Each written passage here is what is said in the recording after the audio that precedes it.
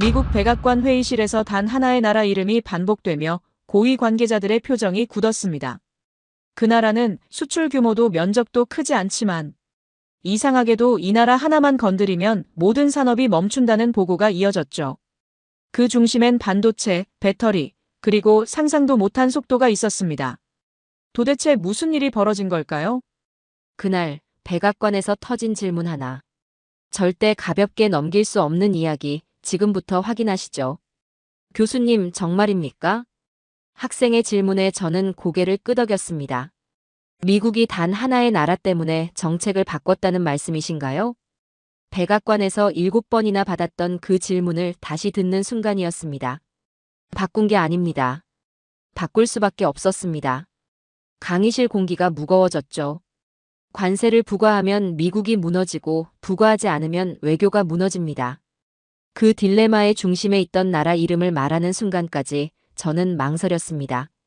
케임브리지 국제통상정책 강의실. 30명의 학생들이 저를 바라보고 있었습니다. 독일, 중국, 일본, 미국 출신 학생들이 섞여 앉아 있었죠. 이들 앞에서 제가 경험한 충격적인 현실을 공개해야 하는 순간이었습니다. 저는 백악관에 7번 초청받았습니다. 학생들의 눈빛이 달라졌습니다. 트럼프 행정부 고위 관계자들이 저에게 계속 물어왔던 질문이 하나 있었어요. 관세 정책을 무력화시킬 수 있는 나라는 어디인가 하는 질문이었습니다. 중국 출신 장회의 학생이 몸을 앞으로 기울였습니다. 교수님, 그게 무슨 뜻입니까? 미국의 관세 정책에는 하나의 공식이 있습니다. 중국산 제품에 25% 관세를 부과하면 미국 내 해당 산업이 되살아납니다. 간단하죠? 저는 칠판에 간단한 도식을 그렸습니다. 실제로 효과가 있었어요. 2018년부터 중국산 철강에 25% 관세를 부과하자 펜실베이니아와 미시간의 제철소들이 다시 가동되기 시작했습니다. 독일 출신 마티아스가 고개를 끄덕였습니다. 러스트벨트의 부활이군요. 맞습니다. 오하이오 영스타운의 제철소에서 3년 만에 1,200명을 신규 채용했죠. 트럼프가 대선에서 승리한 이유 중 하나였습니다. 저는 프로젝터를 켰습니다. 화면에 그래프가 나타났죠. 미국 철강 생산량이 2022년 대비 34% 증가했습니다. 농민들의 지지율도 올랐어요. 중국에 대한 관세 보복으로 유럽산 농산물 수입이 줄어들면서 미국산 옥수수와 대두 가격이 상승했거든요. 일본 출신 사토 아야카 학생이 손을 들었습니다. 그럼 관세 정책은 성공한 거 아닙니까? 그렇게 보였습니다. 적어도 2024년 초까지는요. 저는 잠시 멈췄습니다. 그리고 다음 슬라이드로 넘어갔죠. 하지만 백악관에서 저에게 계속 물어온 질문은 따로 있었습니다. 화면에 붉은 글씨가 나타났습니다. 예외. 단 하나의 나라만이 이 공식에 해당되지 않는다는 겁니다. 강의실이 조용해졌습니다. 독일 학생 마티아스가 의자에 기대며 물었습니다. 독일입니까? 저는 고개를 저었습니다. 유럽연합 전체도 아닙니다. 장회의가 목소리를 높였습니다. 그럼 일본이요? 아닙니다. 미국 출신 잭슨 하비가 팔짱을 끼며 말했습니다. 설마 러시아나 이란 같은 나라 말씀이신 건 아니죠? 전혀 다릅니다. 오히려 미국과 가장 가까운 동맹국 중 하나예요. 학생들의 표정이 당황스러워졌습니다. 저는 그들의 반응을 지켜보며 천천히 말했습니다. 그때까지만 해도 저는 그 나라를 하나의 아시아 국가일 뿐이라 생각했죠. 사토 아야카가 불안한 목소리로 물었습니다. 교수님, 도대체 어느 나라 말씀이신 거예요?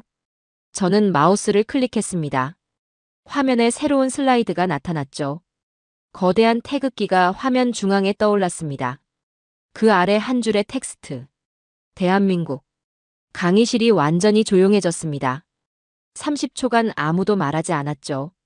마침내 장회의가 입을 열었습니다. 한국이요? 그 작은 나라가요? 저는 고개를 끄덕였습니다.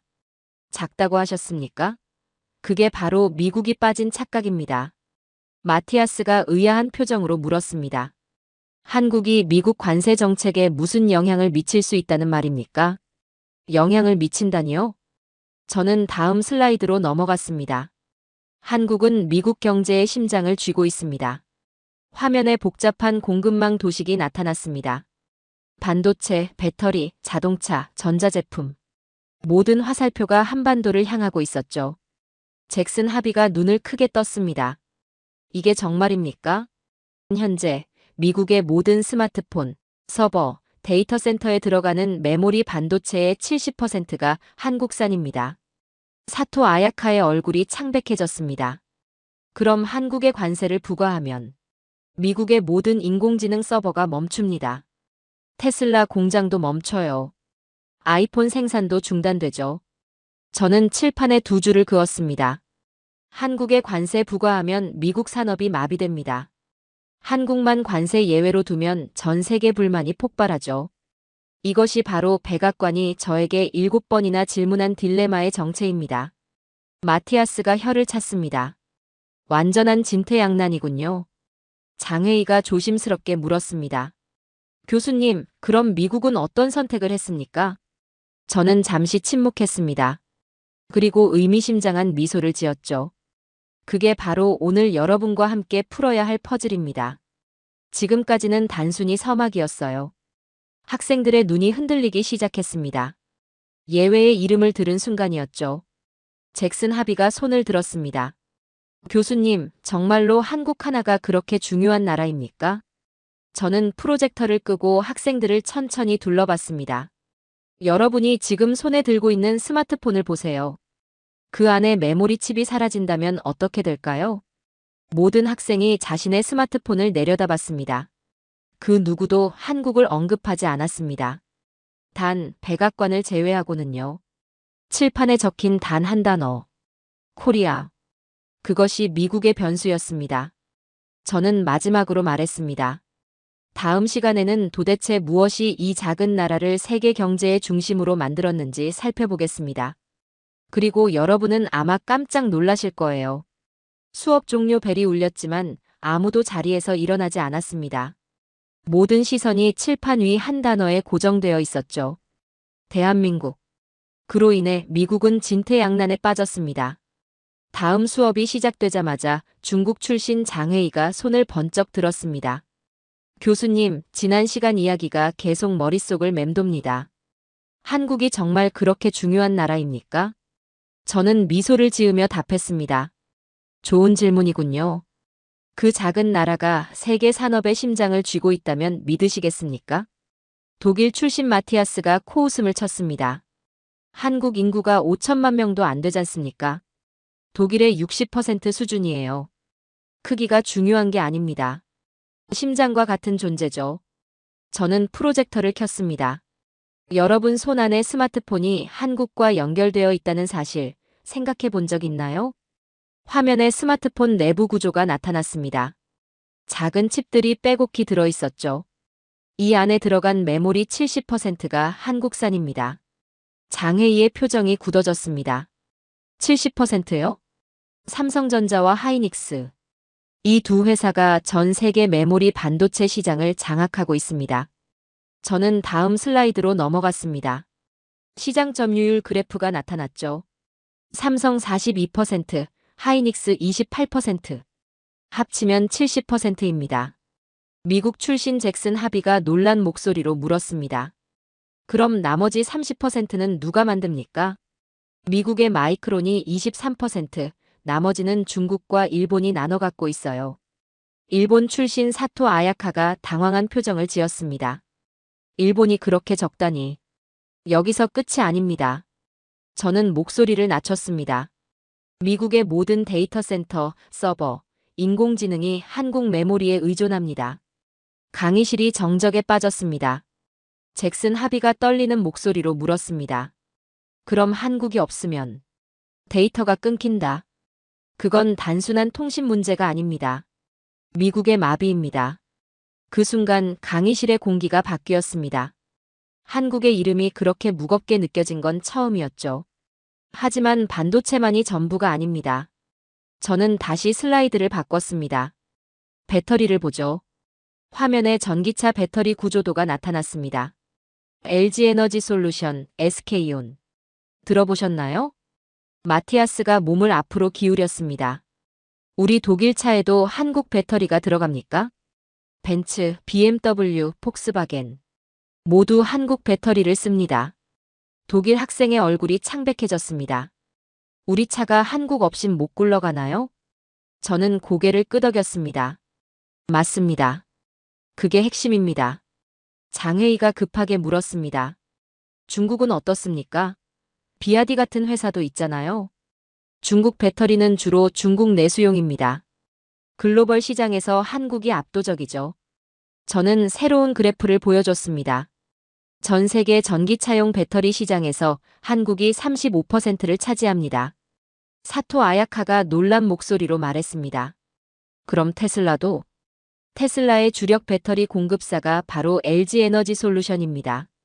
잭슨 하비가 머리를 감췄습니다. 이건 예상 못한 일입니다. 더 놀라운 건 따로 있습니다. 저는 마지막 슬라이드를 열었습니다. 현대차와 기아. 미국 전기차 시장에서 테슬라, 다음은 바로 이 두 회사입니다. 학생들이 입을 다물지 못했습니다. 마티아스가 떨리는 목소리로 물었습니다. 테슬라 다음이 한국차라고요? 2024년 상반기 기준 미국 전기차 시장 점유율입니다. 테슬라 49%, 현대기아 합쳐서 9%. 3위는 포드로 7%입니다. 장혜희가 중얼거렸습니다. 한국이 미국 자동차 시장에서 2위라니. 그런데 여기서 가장 중요한 질문이 나옵니다. 저는 프로젝터를 끄고 학생들을 바라봤습니다. 사토 아야카가 조심스럽게 물었습니다. 이런 상황에서 관세 부과하면 어떻게 됩니까? 서버가 멈추고 공장이 섭니다. 그게 현실입니다. 잭슨 하비가 고개를 저었습니다. 믿기지 않습니다. 한국 하나가 이렇게 중요하다니. 저는 칠판에 한 줄을 적었습니다. 한국 없는 미국 경제는 상상할 수 없다. 마티아스가 한숨을 쉬었습니다. 그럼 미국은 정말 선택할 수 없군요. 바로 그겁니다. 관세를 부과할 수도 부과하지 않을 수도 없는 나라. 그것이 한국입니다. 강의실이 다시 조용해졌습니다. 저는 마지막으로 말했습니다. 하지만 여러분은 아직 진짜 이야기를 모르고 계십니다. 어떻게 이 작은 나라가 이런 위치에 올라섰는지 말이죠. 장혜희가 궁금한 표정으로 물었습니다. 그 이야기도 들려주실 건가요? 물론입니다. 다음 시간에는 한국의 진짜 비밀을 공개하겠습니다. 기술 뒤에 숨겨진 눈물과 땀의 이야기를요. 수업이 끝났지만 학생들은 여전히 충격에 빠져 있었습니다. 한국이라는 이름이 이렇게 무겁게 다가온 건 처음이었죠. 교수님, 정말 믿기지 않습니다. 독일 출신 마티아스가 고개를 저으며 말했습니다. 한국이 어떻게 이렇게 중요한 위치까지 올라갈 수 있었나요? 저는 프로젝터를 켰습니다. 화면에 흑백 사진 한 장이 나타났죠. 폐허가 된 서울의 모습이었습니다. 1953년 한국의 1인당 GDP는 67달러였습니다. 학생들이 숨을 멈췄습니다. 67달러요? 정말입니까? 장혜희가 놀란 목소리로 물었습니다. 세계은행 자료입니다. 당시 가나보다 낮은 수치였어요. 사토 아야카가 입을 가렸습니다. 아프리카 최빈국보다도 가난했다는 말씀이신가요? 맞습니다. 1953년 한국은 세계에서 가장 가난한 나라 중 하나였죠. 저는 사진을 자세히 보여줬습니다. 무너진 건물들, 텅 빈 거리, 굶주린 사람들. 기술은 보였지만 그 뒤에 있던 사람들의 땀은 보지 못했죠. 잭슨 하비가 조용히 말했습니다. 정말 참혹하군요. 저는 마우스를 클릭했습니다. 화면이 바뀌었죠. 찬란한 서울의 야경이 나타났습니다. 초고층 건물들이 하늘을 찔렀습니다. 2024년 현재 한국은 세계 12위 경제대국입니다. 1인당 GDP는 36,000달러예요. 강의실이 완전히 조용해졌습니다. 마티아스가 감탄사를 내뱉었습니다. 70년 만에 이런 변화가 가능한 건가요? 성장 속도를 보면 더 놀라실 겁니다. 저는 그래프를 보여줬습니다. 1960년대부터 1990년대까지 30년간 연평균 8.5% 성장했습니다. 장혜희가 계산기를 두드렸습니다. 30년간 8.5%면 경제 규모가 10배 이상 커진 거네요. 정확히 11.7배입니다. 인류 역사상 유례없는 기록이죠. 사토 아야카가 의아한 표정으로 물었습니다. 어떻게 그런 기적이 가능했을까요? 저는 잠시 침묵했습니다. 그리고 천천히 말했습니다. 한국의 성공은 기술이 아니라 희생으로 쌓은 성벽입니다. 학생들이 펜을 내려놓았습니다. 1980년대 한 달에 한두 번만 딸 얼굴을 보던 아버지들이 있었습니다. 제 목소리가 낮아졌습니다. 새벽 5시에 집을 나가서 밤 11시에 돌아오는 생활. 일요일에도 공장에 나가는 아버지들이요. 마티아스가 고개를 숙였습니다. 그런 희생이. 딸이 잠든 모습으로만 보던 아버지들. 그들이 한국을 만들었습니다. 강의실이 숙연해졌습니다. 저는 다음 슬라이드로 넘어갔습니다.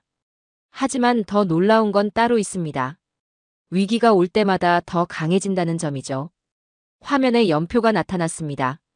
1997년 외환위기. 한국은 거의 파산 직전까지 갔습니다. 잭슨 하비가 고개를 끄덕였습니다. IMF 사태 말씀이시군요. 맞습니다.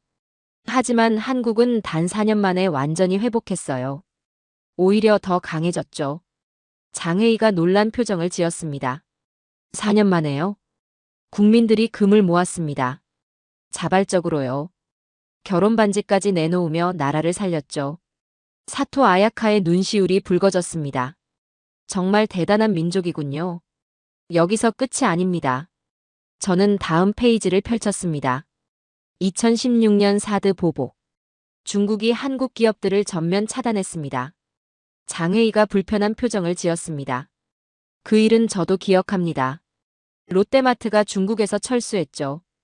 관광객도 끊겼고요. 그럼 한국은 큰 타격을 입었겠군요.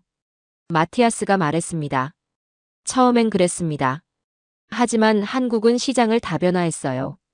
동남아시아, 인도, 유럽으로 수출선을 옮겼죠. 저는 그래프를 보여줬습니다. 결과적으로 대중국 의존도만 줄어들고 전체 수출은 오히려 늘었습니다. 잭슨 하비가 감탄했습니다. 위기를 기회로 바꾼 거군요. 압력마다 더 강해진 나라입니다. 저는 마지막 사례를 준비했습니다. 2019년 일본 수출 규제. 반도체 핵심 소재 3개를 수출 금지했습니다. 사토 아야카가 미안한 표정을 지었습니다. 그때 일본 정부가 불화수소, 레지스트, 플루오린 폴리이미드. 이 3개가 없으면 반도체를 못 만듭니다. 장혜희가 물었습니다. 그럼 한국 반도체 산업이 무너졌겠네요. 저는 고개를 저었습니다. 단 1년 만에 국산화를 완성했습니다. 학생들이 입을 다물지 못했습니다. 1년 만에요? 마티아스가 놀란 목소리로 물었습니다. 삼성과 하이닉스가 죽기 살기로 개발했어요. 24시간 3교대로 연구실을 돌렸죠. 저는 잠시 멈췄습니다. 당신이 들고 있는 스마트폰의 안엔 누군가의 잠 못 이루는 밤이 들어있습니다. 강의실이 완전히 조용해졌습니다. 그리고 가장 최근 사례가 있습니다. 저는 마지막 슬라이드를 열었습니다. 2020년 코로나19 팬데믹. 사진이 나타났습니다. 드라이브스루 검사소였죠. 팬데믹의 혼란 속에서 한 나라만이 차분하고 치열하게 대응했습니다. 잭슨 하비가 고개를 끄덕였습니다. 드라이브스루 검사, 한국이 처음이었죠. 맞습니다. 세계 최초로 시행했어요. 접촉 추적 앱도 가장 먼저 도입했고요. 마티아스가 아쉬운 표정을 지었습니다. 우리는 그때 왜 그렇게 못했을까요? 결과를 보세요. 저는 통계를 보여줬습니다. 인구 5천만 명의 한국. 코로나 사망자는 인구 10만 명당 60명이었습니다. 장혜희가 계산했습니다. 미국은 얼마였나요? 300명이 넘었습니다. 5배 차이죠. 사토 아야카가 감탄했습니다. 정말 대단하군요. 저는 프로젝터를 껐습니다. 이제 알겠습니까? 한국이 어떤 나라인지요. 학생들이 모두 고개를 끄덕였습니다. 폐허에서 시작해서 세계 12위까지. 위기마다 더 강해지는 나라. 그것이 대한민국입니다. 마티아스가 조용히 말했습니다. 이제 이해가 됩니다. 왜 미국이 함부로 건드릴 수 없는지. 그날 이후 저는 한국의 성장을 단순한 경제 지표로 보지 않게 되었습니다. 저는 마지막으로 말했습니다. 다음 시간에는 바로 이 한국을 상대로 미국이 얼마나 곤란한 상황에 처했는지 알아보겠습니다. 자폭 시나리오라고 불러도 과언이 아닌 이야기를요. 수업이 끝났지만 아무도 자리에서 일어나지 않았습니다. 모두가 70년 전 폐허 사진과 지금의 서울을 번갈아 생각하고 있었죠. 다음 수업이 시작되자마자 일본 출신 사토 아야카가 조심스럽게 손을 들었습니다. 교수님, 계속 궁금한 게 있습니다. 무엇이 궁금하신가요? 만약 한국에 관세를 부과한다면 어떻게 될까요? 그 순간 강의실이 정지한 것처럼 조용해졌습니다. 저는 목소리를 낮추며 답했습니다. 서버가 멈추고 공장이 섭니다. 학생들이 숨을 멈췄습니다. 이건 무역 전쟁이 아니라 자폭입니다. 저는 프로젝터를 켰습니다. 화면에 복잡한 도식이 나타났죠. 미국 인프라의 붕괴 시나리오를 보여드리겠습니다. 첫 번째 단계가 화면에 떠올랐습니다. 1단계. 한국산 메모리 반도체 공급 중단. 잭슨 하비가 긴장한 표정으로 물었습니다. 그럼 바로 문제가 생기나요? 즉시 생깁니다. 미국의 모든 데이터 센터가 신규 서버 증설을 멈춰야 해요. 저는 다음 단계로 넘어갔습니다. 2단계. 인공지능 서버 확장 불가능. 장혜희가 놀란 목소리로 말했습니다. 그럼 챗GPT나 구글 같은 서비스가 새로운 기능 개발이 중단됩니다. 서버 용량을 늘릴 수 없거든요. 독일 출신 마티아스가 심각한 표정을 지었습니다. 이건 정말 심각한 문제군요. 3단계를 보시죠. 화면이 바뀌었습니다. 테슬라 공장 가동 중단. 사토 아야카가 놀랐습니다. 테슬라요? 왜 테슬라가? 테슬라의 모든 전기차엔 한국산 배터리가 들어갑니다. LG 에너지 솔루션 없이는 차를 못 만들어요. 저는 계속해서 설명했습니다. 4단계. 애플 아이폰 생산 차질. 잭슨 하비가 자신의 스마트폰을 내려다봤습니다. 아이폰도요? 아이폰 메모리의 60%가 삼성 제품입니다. 공급이 끊기면 생산량이 절반으로 줄어들죠. 강의실 분위기가 점점 무거워졌습니다. 그럼 국민들이 정부를 비난하겠군요. 잭슨 하비가 말했습니다. 비난 정도가 아닙니다. 저는 목소리에 힘을 실었습니다. 미국 경제가 완전히 마비됩니다. 이건 관세 정책이 아니라 경제 자살이에요. 마티아스가 고개를 저었습니다. 믿기지 않습니다. 한국 하나가 이렇게 중요하다니. 아이폰도 테슬라도 그 심장은 한국에 있었습니다. 저는 다음 슬라이드를 열었습니다. 하지만 여기서 더 중요한 질문이 나옵니다. 장혜희가 조심스럽게 물었습니다. 대체 공급망을 만들면 되지 않나요? 좋은 질문입니다. 답은 간단해요. 저는 그래프를 보여줬습니다. 대체제? 물론 있습니다. 단, 최소 5년은 걸릴 겁니다. 사토 아야카가 놀란 표정을 지었습니다. 5년이요? 반도체 제조 기술은 10년이 필요합니다. 배터리 기술은 최소 5년이고요. 잭슨 하비가 한숨을 쉬었습니다. 그럼 완전히 손목이 잡힌 상황이군요. 바로 그겁니다. 저는 새로운 문서를 화면에 띄웠습니다. 이제 백악관 내부 문서를 공개하겠습니다. 학생들이 긴장했습니다. 화면에 문서 제목이 나타났습니다. 대한민국 관련 정책 딜레마 분석. 마티아스가 몸을 앞으로 기울였습니다. 정말 백악관 문서입니까? 2024년 11월 작성된 내부 보고서입니다. 저는 문서의 핵심 부분을 읽어줬습니다. 한국은 관세 정책의 예외이자 동시에 최대 변수다. 한국의 관세를 부과할 경우 미국 산업의 즉각적 마비가 예상된다. 장혜희가 중얼거렸습니다. 예외이자 변수. 계속 읽어보겠습니다.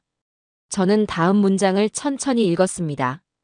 반면 한국만을 관세 대상에서 제외할 경우 일본, 유럽연합, 중국의 강력한 외교적 반발이 예상된다. 사토 아야카가 고개를 끄덕였습니다. 당연한 반응이겠죠. 마지막 문장이 가장 중요합니다. 저는 목소리를 더욱 낮췄습니다. 현재로선 만족스러운 해결책이 존재하지 않는다. 강의실이 완전히 조용해졌습니다. 백악관 내부 문서엔 이렇게 쓰여 있었죠. 한국은 예외이자 변수다. 마티아스가 혀를 찼습니다. 이건 진퇴양난입니다. 저는 칠판에 두 줄을 다시 그었습니다. 한국의 관세부가 미국 산업 마비. 한국만 예외 전 세계 외교 위기. 잭슨 하비가 머리를 감쌌습니다. 정말 답이 없군요. 그들이 가진 건 힘이 아니라 갈등뿐입니다. 장혜희가 조심스럽게 물었습니다. 교수님, 그럼 미국은 결국 어떤 선택을 했습니까?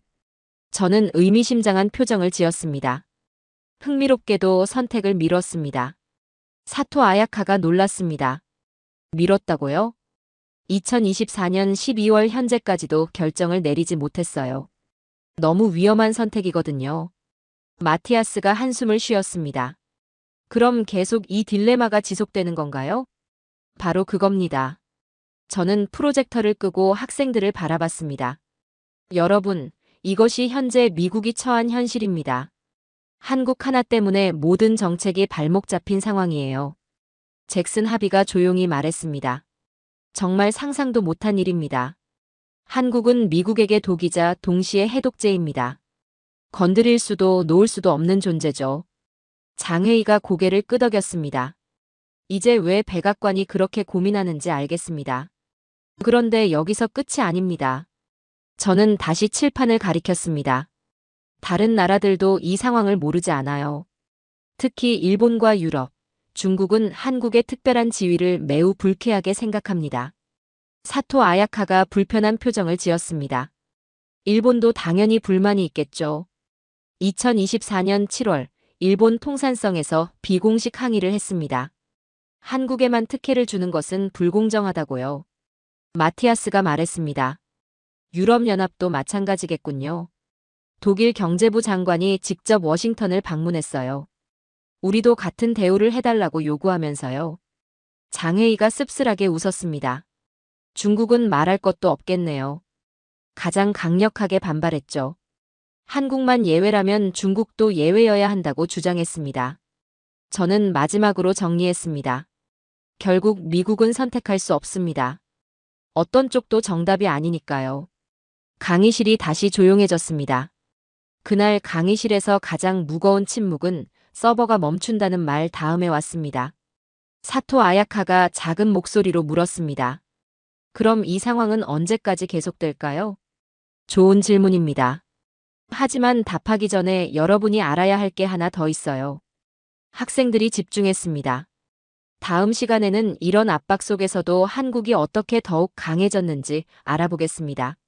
세계의 견제를 오히려 성장 동력으로 바꾼 놀라운 이야기를요. 수업이 끝났지만 학생들의 표정은 여전히 충격에 빠져 있었습니다. 미국조차 어쩌지 못하는 나라, 대한민국. 그 무게가 얼마나 큰지 이제야 깨달은 것 같았죠. 교수님, 그럼 다른 나라들은 가만히 있었나요? 중국 출신 장혜희가 수업이 시작되자마자 질문을 던졌습니다. 좋은 질문입니다. 세계가 한국의 예외에 반기를 들었습니다. 저는 프로젝터를 켰습니다. 2024년 8월 일본 통상 대표부에서 비공식 문서를 보내왔어요. 화면에 문서 일부가 나타났습니다. 한국에만 관세 예외. 불공정이다. 일본 출신 사토 아야카가 불편한 표정을 지었습니다. 일본 정부의 반응이군요. 여기서 끝이 아닙니다. 저는 다음 슬라이드로 넘어갔습니다. 유럽연합의 외교 항해 메일입니다. 독일 출신 마티아스가 몸을 앞으로 기울였습니다. 뭐라고 했습니까? 한국만 특별 대우하면 유럽도 같은 대우를 요구한다는 내용이었어요. 장혜희가 당연하다는 표정으로 말했습니다. 중국도 당연히 반발하겠죠. 그렇습니다. 외교적 위기였어요. 저는 잠시 멈췄습니다. 하지만 여기서 재미있는 역사를 하나 들려드리겠습니다. 학생들이 집중했습니다. 2019년 일본이 한국에게 똑같은 압박을 가한 적이 있습니다. 화면에 당시 뉴스 헤드라인이 나타났습니다. 일본, 한국의 반도체 핵심 소재 수출 금지. 사토 아야카가 작은 목소리로 말했습니다. 그 일은 저도 기억합니다. 레지스트, 불화수소, 플루오린 폴리이미드. 이 세 가지 소재 없이는 반도체를 만들 수 없습니다. 잭슨 하비가 물었습니다. 그럼 한국이 큰 타격을 입었겠군요. 처음엔 그랬습니다. 모든 언론이 한국 반도체 산업의 종말이라고 했어요. 장혜희가 고개를 끄덕였습니다. 당연한 반응이겠죠. 그런데 저는 목소리에 힘을 실었습니다. 그날 일본은 칼을 빼들었지만 한국은 그 칼날을 스스로 벼려냈습니다. 학생들의 표정이 바뀌었습니다. 무슨 뜻입니까? 마티아스가 궁금한 표정으로 물었습니다. 단 1년 만에 한국은 그 벽을 넘었습니다. 저는 그래프를 보여줬습니다. 삼성전자와 SK하이닉스가 자체 개발에 성공했어요. 일본 제품 의존도가 90%에서 20%로 급감했습니다. 사토 아야카가 놀란 목소리로 말했습니다. 1년 만에 그게 가능한 일인가요? 1년 만에 완전 독립. 학생들의 표정이 바뀌기 시작했습니다. 저는 계속 설명했습니다. 24시간 3교대 연구. 주말도 없이 실험실에서 살았죠. 잭슨 하비가 감탄했습니다. 정말 대단하군요. 더 놀라운 건 결과입니다. 저는 새로운 데이터를 보여줬습니다. 오히려 일본이 더 큰 타격을 입었어요. 한국 수출이 중단되면서 일본 관련 업체들의 매출이 70% 감소했습니다. 사토 아야카가 씁쓸한 표정을 지었습니다. 그 일은 일본에도 충격이었습니다. 바로 그겁니다. 압박을 가하려다 오히려 자신의 발목을 잡은 거죠. 마티아스가 고개를 저었습니다. 한국은 정말 특별한 나라군요. 비슷한 일이 또 있었습니다. 저는 다음 사례를 준비했습니다. 2016년 중국의 사드 보복을 기억하시나요? 장혜희가 불편해했습니다. 롯데마트 철수 사건 말씀이시군요. 맞습니다. 중국이 한국 기업들을 전면 차단했어요.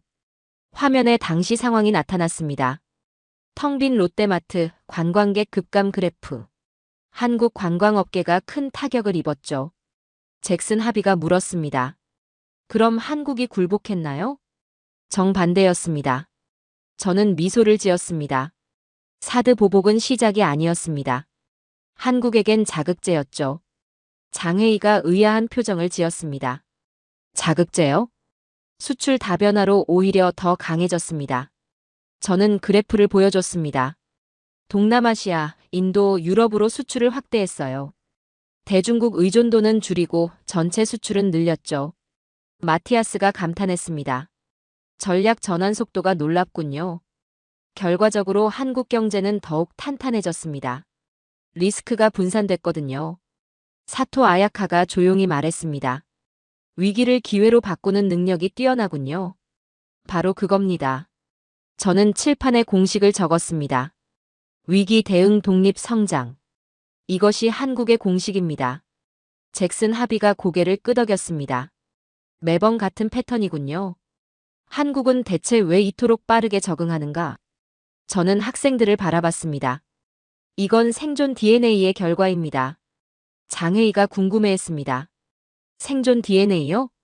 70년간 끊임없는 위기를 겪으며 만들어진 적응력이에요. 저는 역사를 정리해서 보여줬습니다. 6.25 전쟁, 군사정권, 경제개발, 외환위기, 금융위기, 사드 보복, 일본 수출 규제, 코로나19. 마티아스가 놀랐습니다. 정말 많은 위기를 겪었군요. 매번 무너질 것 같았지만 매번 더 강해져서 일어났어요. 저는 목소리에 감동을 실었습니다. 위기 앞에서 무너지는 나라가 있고 날아오르는 나라가 있습니다. 한국은 후자였습니다. 강의실이 조용해졌습니다. 사토 아야카가 작은 목소리로 말했습니다. 정말 대단한 민족입니다. 이제 다른 나라들도 알게 됐어요. 저는 최근 상황을 설명했습니다. 한국을 압박하면 오히려 더 강해진다는 걸 말이죠. 잭슨 하비가 웃었습니다. 그럼 이제는 함부로 건드리지 않겠군요. 그렇습니다. 2024년 현재 어느 나라도 한국에 직접적인 압박을 가하지 않고 있어요. 장혜희가 고개를 끄덕였습니다. 학습 효과군요. 한국은 위기를 먹고 자라는 나라였습니다. 저는 마지막 정리를 했습니다. 압박할수록 강해지는 나라. 그것이 바로 대한민국의 정체성이에요. 마티아스가 감탄했습니다. 이제 미국의 고민이 이해됩니다. 압박해도 소용없고 놔둬도 문제고. 정말 다루기 어려운 상대죠. 사토 아야카가 미소를 지었습니다. 한국이 이렇게 특별한 나라인 줄 몰랐습니다. 저는 프로젝터를 끄고 학생들을 바라봤습니다. 하지만 이것도 시작에 불과합니다. 학생들이 궁금한 표정을 지었습니다. 다음 시간에는 더욱 충격적인 이야기를 들려드리겠어요. 잭슨 하비가 물었습니다. 더 충격적인 이야기요? 만약 한국이 중국과 손을 잡는다면 어떻게 될까요? 장혜희의 표정이 급변했습니다. 그건 바로 그겁니다. 백악관이 가장 두려워한 시나리오죠. 강의실이 긴장감에 휩싸였습니다. 미국의 진짜 악몽은 지금부터 시작됩니다. 수업이 끝났지만 학생들은 자리에서 일어나지 않았습니다. 한국이라는 나라의 저력을 이제야 제대로 이해하기 시작한 것 같았죠. 교수님, 지금까지 들은 이야기도 충분히 충격적인데 더 심각한 시나리오가 있다는 말씀입니까? 독일 출신 마티아스가 불안한 표정으로 물었습니다. 저는 잠시 침묵했습니다. 그리고 천천히 입을 열었죠. 백악관이 마지막으로 제게 물은 질문이 있습니다. 강의실이 순식간에 조용해졌습니다. 만약 한국이 중국과 기술 동맹을 맺는다면? 그 순간 학생들이 술렁이기 시작했습니다. 장혜희의 눈빛이 변했습니다. 한중 기술 동맹이요? 백악관 회의실에서 그 질문이 나왔을 때 저는 숨을 삼켰습니다. 저는 프로젝터를 켰습니다. 먼저 현실을 봅시다. 화면에 무역 통계가 나타났습니다. 중국은 한국의 1위 무역 파트너입니다. 수치가 선명하게 보였습니다. 2024년 기준 한국 전체 수출의 22%가 중국으로 향합니다. 장혜희가 몸을 앞으로 기울였습니다. 22%면 상당히 높은 비중이군요. 수입도 마찬가지예요. 한국이 중국에서 들여오는 물건이 전체 수입의 20%를 차지합니다. 일본 출신 사토 아야카가 걱정스런 표정을 지었습니다. 그럼 한국과 중국은 이미 밀접한 관계군요. 경제적으론 그렇습니다. 하지만 기술은 다른 이야기죠. 저는 다음 슬라이드로 넘어갔습니다. 현재까지 한국은 핵심 기술을 중국에 이전하지 않았습니다. 미국 출신 잭슨 하비가 안도의 표정을 지었습니다. 다행이군요. 하지만 만약 그 상황이 바뀐다면? 저는 목소리를 낮췄습니다. 한국이 반도체와 배터리 기술을 중국에 이전한다면 어떻게 될까요? 사토 아야카가 작은 목소리로 말했습니다. 그건 미국의 종말 시나리오입니다. 맞습니다. 기술 패권은 완전히 재편됩니다. 저는 가상의 시나리오를 제시했습니다. 상상해보세요. 삼성의 반도체 기술과 중국의 거대한 생산 능력이 결합된다면? 장혜희가 흥미로운 표정을 지었습니다. 엄청난 시너지가 날 것 같은데요. 바로 그겁니다. 저는 그래프를 보여줬습니다. 중국의 제조업 규모는 전 세계의 30%를 차지합니다. 여기에 한국의 최첨단 기술이 더해진다면? 잭슨 하비가 창백한 얼굴로 말했습니다. 미국은 완전히 밀려날 겁니다. 한국이 중국과 손을 잡는다면? 아무도 말하지 않았지만 모두가 두려워했던 질문이었죠. 마티아스가 심각한 표정으로 물었습니다. 실제로 그런 움직임이 있습니까? 다행히 아직은 아니에요. 하지만 가능성을 배제할 수는 없죠. 저는 새로운 문서를 화면에 띄웠습니다. 이것이 바로 백악관의 최악의 시나리오 분석입니다. 문서 제목이 선명하게 보였습니다. 한중 기술 동맹 시 미국의 대응 방안. 학생들이 긴장했습니다. 이 문서에 뭐라고 나와 있습니까? 사토 아야카가 조심스럽게 물었습니다. 저는 핵심 부분을 읽어줬습니다. 한국이 떠나면 우리는 기술 기반을 잃습니다. 중국과 결합할 경우 기술 패권의 완전한 역전이 예상됩니다. 장혜희가 놀란 표정을 지었습니다. 정말 그렇게 쓰여 있습니까? 계속 읽어보겠습니다. 저는 다음 문장을 천천히 읽었습니다. 이 시나리오가 현실이 될 가능성은 낮지만 발생 시 미국의 기술 주도권은 회복 불가능한 상태에 빠질 것이다. 잭슨 하비가 머리를 감쌌습니다. 이건 전쟁이군요. 무력 아닌 기술의 전쟁. 무기 없는 전쟁이 시작됐습니다. 한국은 열쇠였고 누구의 편도 아니었습니다. 저는 칠판에 새로운 도식을 그렸습니다. 현재 기술 지형도를 보겠습니다.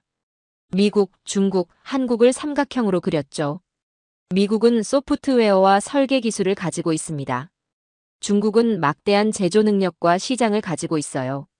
한국은 핵심 부품과 소재 기술을 가지고 있죠. 마티아스가 고개를 끄덕였습니다. 각자 다른 강점을 가지고 있군요. 문제는 한국의 선택에 따라 균형이 완전히 바뀐다는 겁니다. 저는 화살표를 그렸습니다. 한국이 미국과 함께하면 현재 상태가 유지됩니다. 하지만 한국이 중국과 손을 잡으면 장혜희가 긴장한 표정으로 말했습니다. 중국이 압도적 우위를 점하겠군요. 기술의 중심이 넘어가는 순간 미국은 더 이상 주도국이 아닙니다. 사토 아야카가 걱정스러운 목소리로 물었습니다. 한국이 정말 그런 선택을 할 가능성이 있나요? 가능성은 낮습니다. 하지만 완전히 배제할 수도 없어요. 저는 현실적인 분석을 제시했습니다. 한국은 안보는 미국에 의존하지만 경제는 중국과 밀접하게 연결되어 있습니다. 잭슨 하비가 고개를 저었습니다.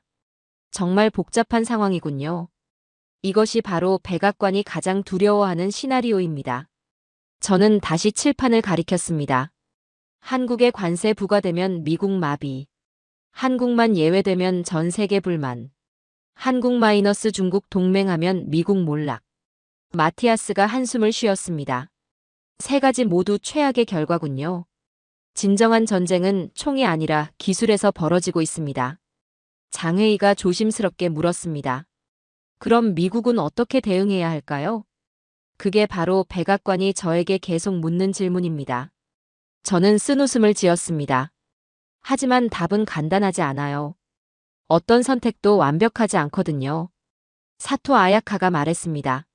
정말 진퇴양난이군요. 바로 그겁니다. 이 질문이 가장 무서운 이유는 정답이 없다는 겁니다. 저는 프로젝터를 끄고 학생들을 바라봤습니다. 여러분, 이것이 현재 미국이 직면한 가장 큰 딜레마입니다.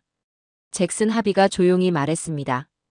한국 하나가 이렇게 중요한 변수라니 정말 상상도 못했습니다.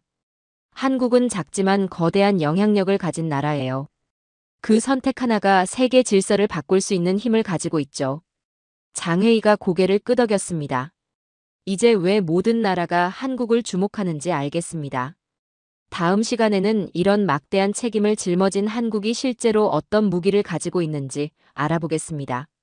마티아스가 궁금한 표정을 지었습니다. 한국의 무기요? 21세기의 진짜 무기는 군사력이 아닙니다. 바로 기술력과 그것을 뒷받침하는 특별한 것이죠.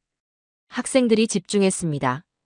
그 특별한 것이 무엇인지 다음 시간에 공개하겠습니다. 수업이 끝났지만 강의실의 긴장감은 계속됐습니다. 한국의 선택 하나가 세계를 바꿀 수 있다는 현실이 이제야 와닿기 시작한 것 같았죠. 교수님, 한국의 특별한 무기가 도대체 무엇입니까? 미국 출신 잭슨 하비가 수업 시작과 동시에 질문을 던졌습니다. 저는 칠판에 한 줄을 적었습니다. 21세기의 진짜 무기는 반도체와 배터리입니다. 20세기는 군사력의 시대였다면 21세기는 기술력입니다. 독일 출신 마티아스가 고개를 끄덕이며 말했습니다. 그 중심에 한국이 있다는 말씀이군요. 맞습니다. 하지만 진짜 질문은 따로 있어요. 저는 프로젝터를 켰습니다. 어떻게 한국이 그런 기술력을 갖게 되었느냐 하는 겁니다. 화면에 놀라운 통계가 나타났습니다. OECD 국가별 근로시간 비교 2023년 기준입니다. 수치들이 하나씩 나타났죠. 독일은 연간 1349시간, 프랑스는 1511시간, 일본은 1607시간, 마지막에 한국 수치가 나타났습니다. 한국은 1915시간. 중국 출신 장혜희가 깜짝 놀랐습니다. 915시간이요? 독일보다 566시간이나 더 많네요. 566시간이면 3개월 반 분량입니다. 일본 출신 사토 아야카가 놀란 표정을 지었습니다. 한국인들이 그렇게 오래 일한다는 말입니까? 한국은 독일보다 566시간을 더 일합니다. 저는 잠시 멈췄습니다. 하지만 이 숫자는 현재 상황이에요. 과거를 보면 더욱 충격적이죠. 화면이 바뀌었습니다. 1980년대 공장 사진이 나타났습니다. 1980년대 산업화 시절을 보겠습니다. 흑백 사진 속 공장에서 일하는 사람들의 모습이 보였습니다. 그 시절 딸의 얼굴을 잠든 모습으로만 보던 아버지들이 있었습니다. 학생들이 침묵했습니다. 새벽 5시에 집을 나가서 밤 11시에 돌아오는 생활. 일요일에도 공장에 나가는 아버지들이었죠. 저는 목소리를 낮췄습니다. 한 달에 한두 번 잠든 딸 얼굴을 보던 아버지들. 마티아스가 숙연한 표정을 지었습니다. 정말 눈물겨운 이야기군요. 기술의 중심에 사람이 있었다면 한국은 그 중심 중의 중심입니다. 저는 다음 슬라이드로 넘어갔습니다. 삼성 반도체 개발팀의 사례를 보겠습니다. 화면에 연구실 사진이 나타났습니다. 24시간 3교대 개발 시스템. 잭슨 하비가 놀랐습니다. 24시간 연구를 한다고요? 밤 12시에 1조가 퇴근하면 2조가 들어옵니다. 새벽 4시에 2조가 나가면 3조가 시작하죠. 장회의가 중얼거렸습니다. 연구소가 멈추지 않는군요. 기술은 스스로 오지 않았습니다. 그건 밤을 태운 결과였습니다. 저는 구체적인 사례를 들었습니다. 2019년 일본 수출 규제 당시 삼성 연구진들은 3개월간 회사에서 숙식했어요. 사토 아야카가 놀란 목소리로 말했습니다. 3개월간 회사에서 살았다고요? 주말도 명절도 없었습니다. 오직 기술 개발에만 집중했죠. 학생들의 표정에 변화가 일어났습니다. 그 결과가 바로 1년 만의 소재 독립이었어요. 마티아스가 감탄했습니다. 그런 희생이 뒷받침됐기 때문에 가능했던 거군요. 기술의 배경엔 밤샘과 눈물, 그리고 책임이 있었습니다. 저는 한국의 특별함을 강조했습니다. 세계는 빠르게 움직입니다. 하지만 한국은 더 빠르게 움직였습니다. 잭슨 하비가 고개를 끄덕였습니다. 속도가 핵심이군요. 바로 그겁니다. 저는 칠판에 새로운 문장을 적었습니다. 가장 먼저 움직이고 가장 빠르게 바꾸며 가장 길게 버티는 나라. 장회의가 말했습니다. 그게 한국의 경쟁력이군요. 드라이브스루 검사소도 그랬죠. 세계 최초로 만든 나라가 한국이었습니다. 사토 아야카가 고개를 끄덕였습니다. 코로나 대응에서도 그 속도를 보여줬군요. 한국의 빨리빨리 문화가 세계를 구한 겁니다. 저는 다시 통계를 보여줬습니다. 전기차 배터리 개발 속도를 보세요. 테슬라가 5년 걸린 배터리 기술을 LG는 2년 만에 따라잡았습니다. 잭슨 하비가 놀랐습니다. 2년 만에요? 그저 열심히가 아닙니다. 생존을 건 치열함이었습니다. 마티아스가 조용히 말했습니다. 이제 한국의 성공이 우연이 아니라는 걸 알겠습니다. 압도적인 근면성, 그게 한국이 가진 무기입니다. 저는 마지막 정리를 했습니다. 다른 나라가 8시간 일할 때 한국은 12시간 일했습니다. 다른 나라가 주 5일 일할 때 한국은 주 6일 일했어요. 다른 나라가 1년 걸릴 개발을 한국은 6개월에 끝냈죠. 장회의가 감탄했습니다. 그 차이가 쌓여서 지금의 기술력이 된 거군요. 그들의 밤샘은 단순한 일이 아닌 미래를 위한 도박이었습니다. 저는 학생들을 바라봤습니다. 여러분, 이것이 한국이 세계를 움직이는 이유입니다. 사토 아야카가 경외심을 담아 말했습니다. 정말 대단한 민족입니다. 한국의 속도는 세계를 앞지르기 위한 생존의 무기였습니다. 잭슨 하비가 고개를 저었습니다. 이런 배경을 알고 나니 한국을 보는 시각이 완전히 바뀝니다. 이제 마지막 이야기가 남았습니다. 저는 의미심장한 표정을 지었습니다. 다음 시간에는 이 모든 것을 종합해서 한국이 실제로 세계에 미치는 영향을 총정리하겠습니다. 마티아스가 궁금해했습니다. 총정리라니 어떤 내용인가요? 70년 전 폐허에서 시작해 지금 세계의 중심이 된 이야기. 그리고 앞으로 한국이 만들어갈 미래까지요. 학생들이 기대하는 표정을 지었습니다. 한국이라는 나라가 얼마나 특별한 존재인지 마지막 시간에 확실히 느끼게 해드리겠습니다. 수업이 끝났지만 학생들은 여전히 생각에 잠겨 있었습니다. 한국인들의 근면성과 희생정신이 이렇게 구체적인 숫자와 사례로 다가온 건 처음이었죠. 교수님, 이제 마지막 질문을 드리고 싶습니다. 독일 출신 마티아스가 진지한 표정으로 말했습니다. 이제 이 지도에서 가장 중요한 나라는 어디일까요? 저는 프로젝터를 켜고 세계 지도를 띄웠습니다. 거대한 지구 위에 모든 나라가 표시되어 있었죠. 미국, 중국, 러시아, 독일, 일본. 강대국들이 모두 보였습니다. 하지만 학생들의 시선은 한 곳에 집중되어 있었죠. 미국 출신 잭슨 하비가 확신에 찬 목소리로 말했습니다. 한국입니다. 의심할 여지가 없습니다. 저는 고개를 끄덕였습니다. 지금 세계는 선택의 순간에 있습니다. 그 열쇠는 한국이 쥐고 있죠. 중국 출신 장회의가 감탄했습니다. 정말 놀라운 변화군요. 한국을 중심으로 모든 것이 연결되어 있습니다. 저는 지도 위에 선들을 그리기 시작했습니다. 반도체에서 시작해서 서버로, 서버에서 인공지능으로, 배터리에서 시작해서 자동차로, 자동차에서 에너지 인프라로. 선들이 모두 한반도를 향하고 있었습니다. 서버, 전기차, 인공지능. 모두 한국과 연결돼 있습니다. 일본 출신 사토 아야카가 조용히 말했습니다. 한국과의 협력 여부가 패권의 방향을 결정하는군요. 바로 그겁니다. 저는 특별한 슬라이드를 준비했습니다. 화면이 둘로 나뉘었죠. 왼쪽에는 1953년 폐허가 된 서울이, 오른쪽에는 2024년 찬란한 서울의 야경이 나타났습니다.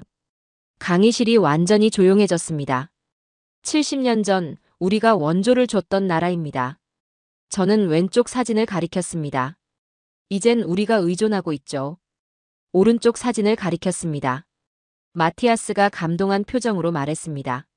70년 전의 폐허는 이제 세계 패권의 기로가 되었습니다. 역사의 아이러니입니다. 저는 잠시 침묵했습니다. 1950년대 한국에 밀가루를 보내던 미국이 지금은 한국의 반도체 없이는 하루도 버틸 수 없게 됐어요. 장회의가 고개를 끄덕였습니다. 정말 극적인 변화네요. 하지만 가장 중요한 건 따로 있습니다. 저는 새로운 슬라이드를 열었습니다.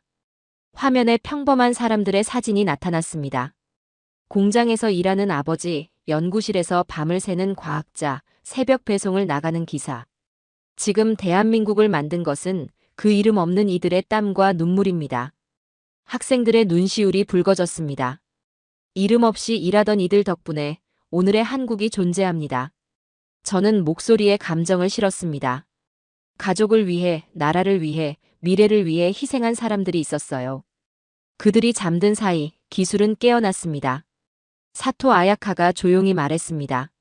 정말 눈물이 납니다. 교육에 목숨을 건 어머니들도 있었죠. 저는 계속해서 말했습니다.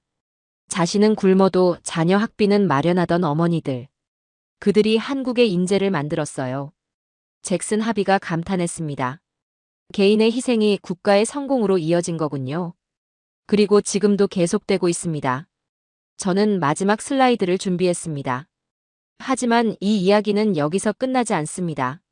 학생들이 집중했습니다. 대한민국은 지금 선택의 기로에 서 있습니다. 화면에 미래 전망이 나타났습니다. 미중 패권 경쟁 속에서 중립 외교를 유지할 것인가? 기술 투자를 더욱 확대할 것인가? 글로벌 공급망에서 더 큰 역할을 할 것인가? 마티아스가 궁금한 표정으로 물었습니다.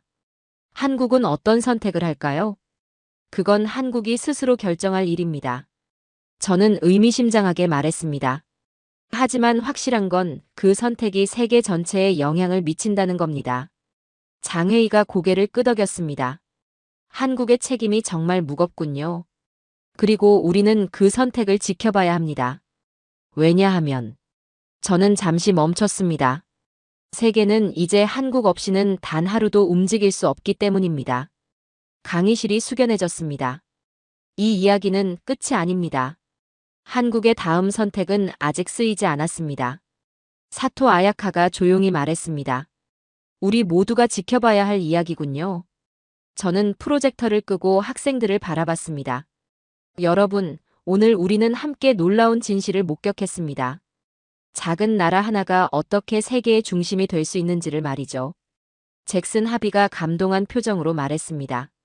정말 잊을 수 없는 강의였습니다. 폐허에서 시작해 정상에 오른 나라. 위기마다 더 강해지는 나라. 희생과 노력으로 기적을 만든 나라. 마티아스가 고개를 끄덕였습니다. 대한민국이 정말 특별한 나라라는 걸 깨달았습니다. 그리고 그 특별함은 우연이 아니었어요. 저는 마지막으로 정리했습니다. 70년간의 치열한 노력과 희생이 오늘의 한국을 만들었습니다. 장혜희가 말했습니다. 이제 한국을 보는 시각이 완전히 바뀔 것 같습니다. 바로 그겁니다. 여러분이 이제 한국의 진짜 모습을 아시게 된 거죠. 수업이 끝났지만 아무도 자리에서 일어나지 않았습니다. 모두가 깊은 생각에 빠져 있었죠. 한국이라는 나라가 얼마나 대단한지, 그 무게가 얼마나 큰지를 이제야 진정으로 이해한 것 같았습니다. 강의가 끝난 뒤 한 학생이 제게 물었습니다. 교수님, 한국은 앞으로 어디로 가게 될까요? 저는 잠시 침묵하다 답했습니다. 그건 한국이 선택할 일입니다. 하지만 확실한 건 세계는 이제 한국 없이는 단 하루도 움직일 수 없다는 것입니다. 이 강의실에서 저는 그 진실을 함께 목격했습니다. 그리고 당신도 이제 그 진실의 일부가 되었습니다.